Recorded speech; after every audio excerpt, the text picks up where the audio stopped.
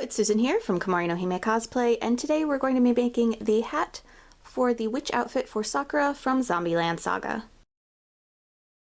For the hat, I'm using the Cut-Sew witch pattern. This is one of their digital patterns, so I printed it out and then taped the pieces together.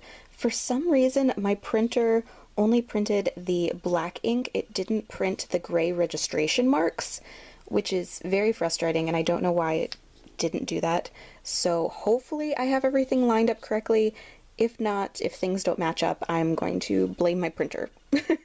I cut two of the hat brim pieces out of black fabric and applied some fusible interfacing.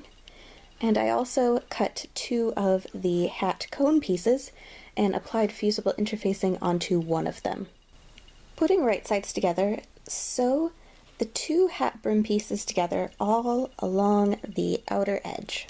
For the purple strip on the hat, I cut a piece of purple cotton that is the same size as the outer edge of the hat cone, then cut it shorter along this area, and now I fold it in half and going to sew it into place so that the raw edge on the outside is encased. Fold both the non-interfaced and interfaced hat cone pieces in half and sew them together along the sides.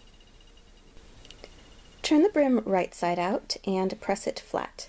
Then, since it was still a little bit too floppy for my liking, I took some wire and bent it into a circle shape and then taped the two ends together to keep them from poking out. I inserted the wire into the hat brim and then sewed the interfaced cone piece to the hat brim itself. Since the wire's in the brim, it makes it an absolute pain to get in the machine, so I did find it easier to just sew sections of it at a time instead of pinning the entire thing. So this is about halfway on, and I still need to sew the other half together.